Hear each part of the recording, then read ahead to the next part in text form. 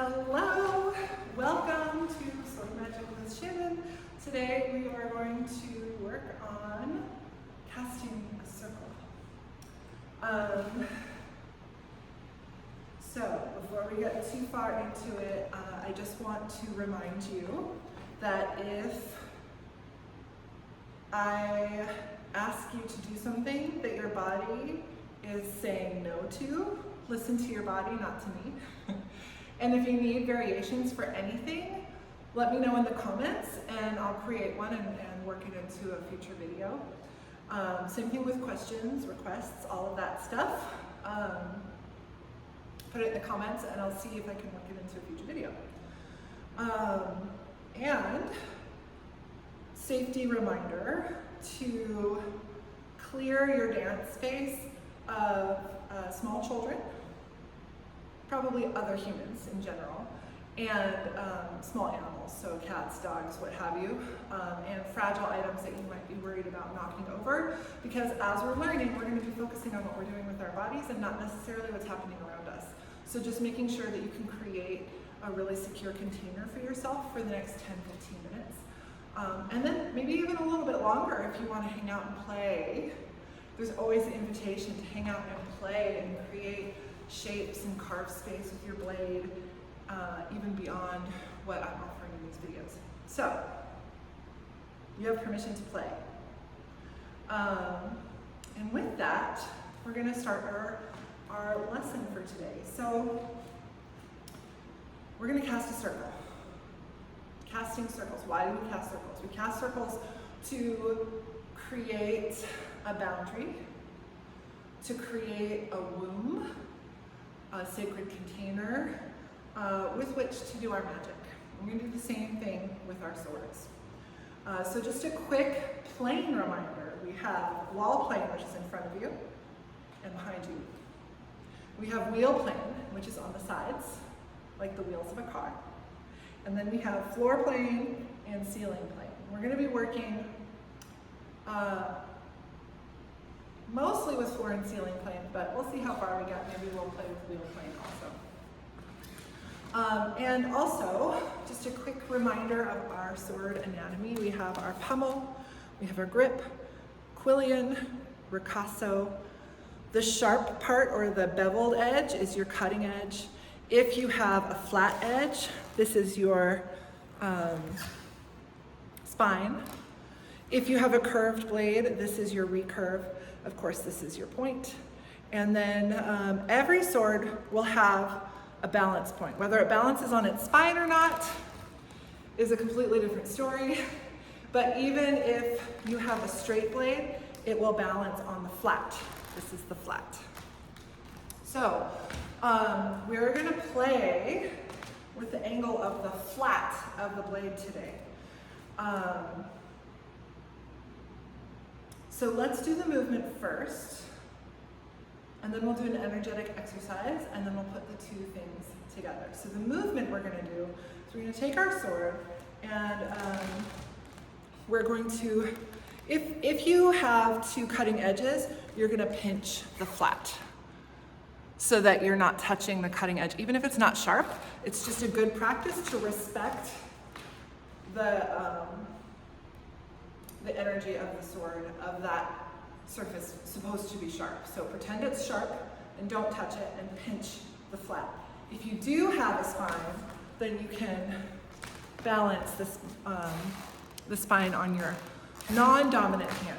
So you have your dominant hand on the hilt, your non-dominant hand on the spine or pinching the flat. What you're going to do is you are going to rotate your palms down so that the flat of the blade is on floor ceiling plane. See, you can barely see it, but we're doing this on purpose. So we're going to walk in a circle. Nice and slow, go as slow as you need to.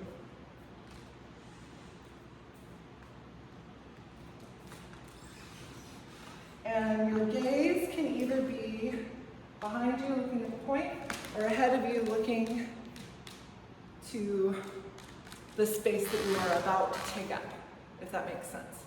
So just to like if your dominant hand is your right and you're going in a circle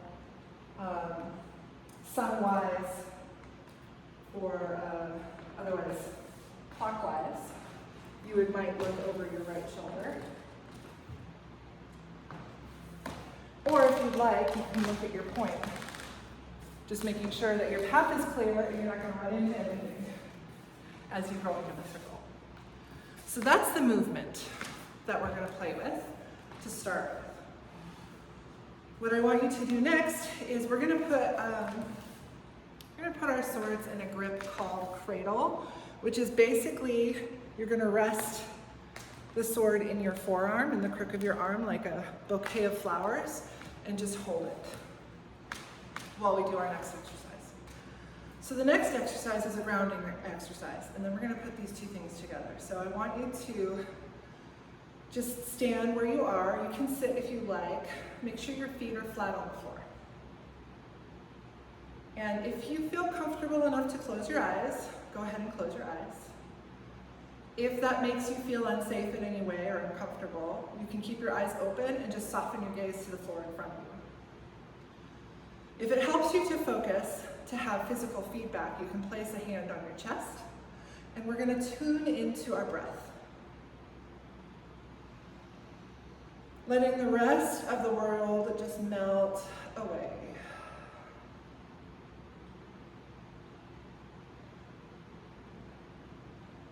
Not thinking about anything except for our breath, in and out.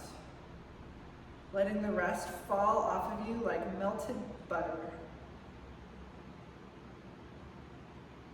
or ice melting away.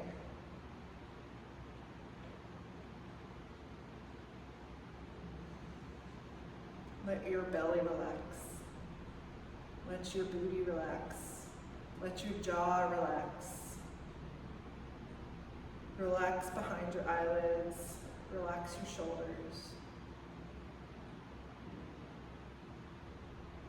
And just feel your chest rise and fall. Your lungs fill and empty with your breath.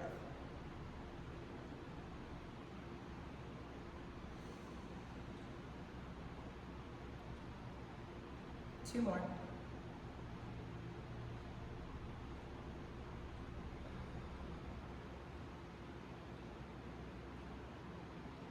Just getting present, just getting grounded, just coming into our body.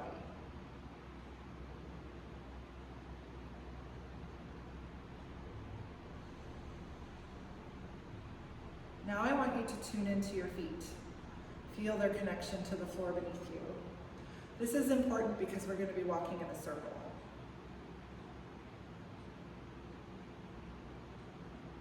If your knees are locked, slightly bend them, just to take them off lock.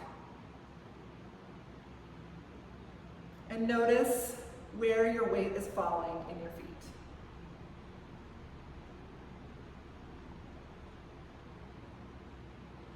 You don't have to change anything or adjust anything, just notice.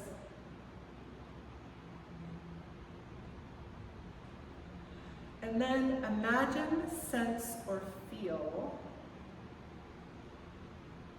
energetic roots growing from the soles of your feet into the floor beneath you, into the foundation of the building that you're in, into the topsoil of the earth, growing deeper and wider past the roots of plants and trees and underground caverns and waterways, all the way down into the center of the earth, connecting with her molten magnetic core. You're just going to hang out with this energy for a moment, feeling its power, feeling its gravity.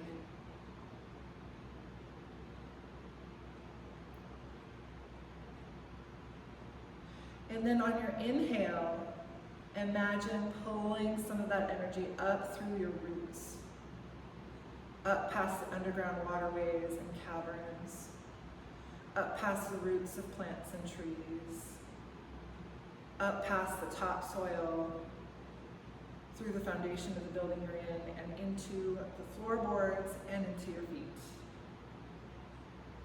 Filling your ankles, then up to your knees, then up to your pelvis, filling your rib cage, your heart and lungs, filling your arms, shoulders, elbows, fingertips, filling your throat and the back of your head,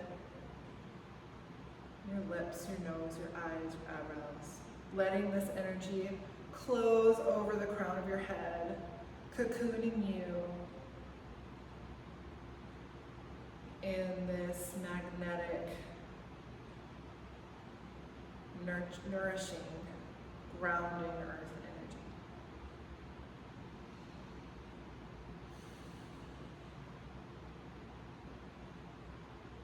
And while you're cocooned in this energy, if you closed your eyes, I would like you to gently open them while keeping this energy around you. If you softened your gaze, I would like you to lift your gaze back up to the center of the room.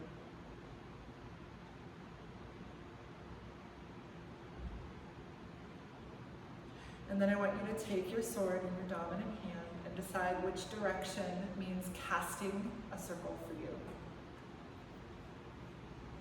And we're going to take that same position, our sword, on floor, ceiling, plane. And as we walk in the circle, we're going to send that earth energy down our arms, into our blade. And it's going to shoot out of the point of our swords. We're going to imagine, however it looks to you, I see sparks. As you very purposefully cast this energy around the room, creating a sacred container for your magical work. And just walk around a few times. In your own practice, you can do this once, or you can do it thrice. However it feels good to you. We'll go around one more time. Practicing sending that energy into your hands, into the blade, and then shooting out, however you see it, from the tip of your blade. And that line of sparks, that line of energy that you've created, melts into a bubble that goes deep into the earth below you and high into the sky above you. So you've created this boundary around yourself and around yourself. So let's learn our next move. So we have done one circle around this. We're going to come to face front, and we're going to bring our sword into a position called at attention.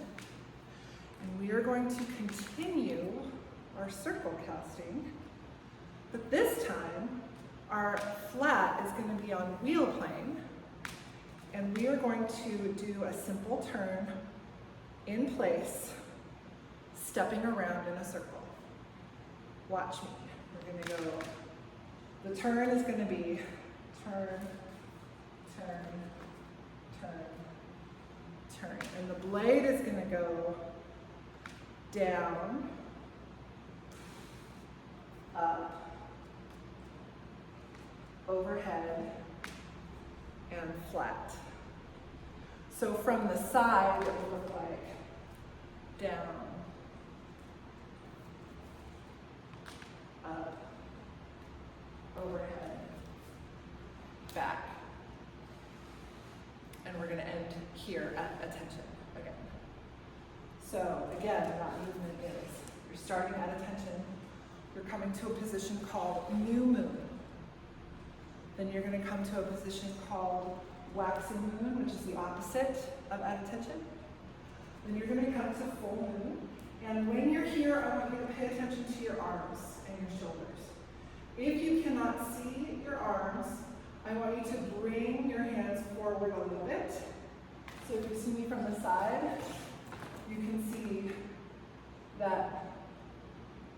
This is might be where I'd be tempted to be. This is where I should be. This will protect your shoulders and your neck while you're wielding a 3 to 5 pound metal object over your head. So make sure when you're in this position that you can see your elbows and your peripheral vision. And then you're going to come back down to adaptation. New moon, waxing moon, full moon, waning moon, and attention basically. So you're going to do this facing your front. So if we're starting in the east, you'll be facing east. So let's try that in the direct facing. So starting in attention, turning to the side, new moon, turning to the back, waxing moon, turning to the other side, full moon, and turning back to the front, add attention. Let's put these two things together. So you're going to walk in a circle. The flat of the blade is on floor ceiling. You're casting your circle around the room. Then you're going to come to the front, bring to your sword to add attention, and do another circle with your lunar turn. And now you have cast your bubble. Let's do this with a little music.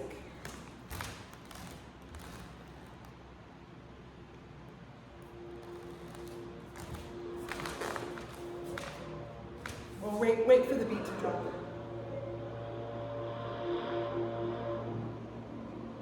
Here we go.